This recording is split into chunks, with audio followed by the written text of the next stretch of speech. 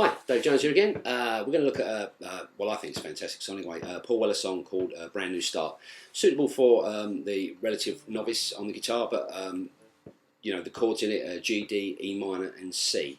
So you should, should know all those chords first. But there's a couple of things to tell you about it, though. It kind of changes in the way it plays. He starts off with a sort of little picked intro and a picked first verse, and then as he gets more into the song, he starts sort of strumming. So it's quite a nice effect to pick between the chords, and then to really let out with a bit of loud strumming. So what I'll do is I'll take you through the sections, and then I'll talk a little bit about it afterwards.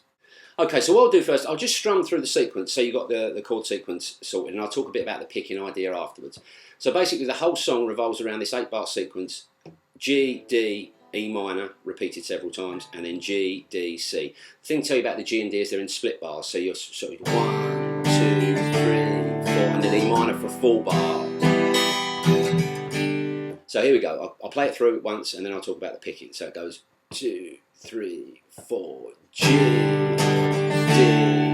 E minor, 2, 3, 4, G, 2, D, 3, 4, E minor, 2, 3, G, D, E minor, 2, and then with a C at the end of this one, G, D, C, and then back round again, and that's the whole song. Just keeps repeating that sequence. Occasionally when he leaves a bit of a gap between his singing, when he comes back in again, he stays on the C chord for a little bit longer, but you can kind of hear that by listening to the record. So that's your sequence, and if you want to just strum it and have a bit of a sing, that's absolutely fine. That's all you need really, but I'll just talk to you a little bit about the picking. Okay, so in the intro of the song, and when he plays around the first verse, what he's doing is he's not really sort of strumming, he's more kind of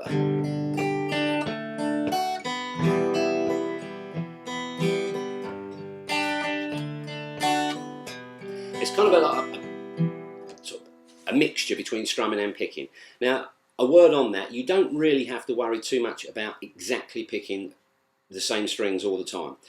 When you're playing the G chord, all the strings are in tune, so sort of you've got to play 2 beats on it, so it's 1, 2 and D, 4, E minor for a full bar, G for 2, D for G,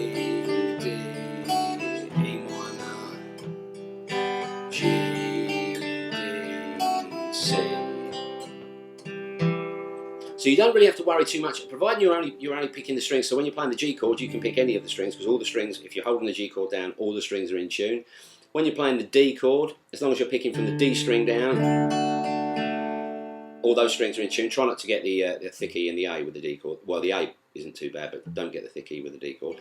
E minor, all the strings are in tune. And C, from the 5th string, from the A string down, all the strings are in tune, and that can kind of add a nice bit of quality, especially if you're playing a sort of an acoustic guitar, or it works on electric as well.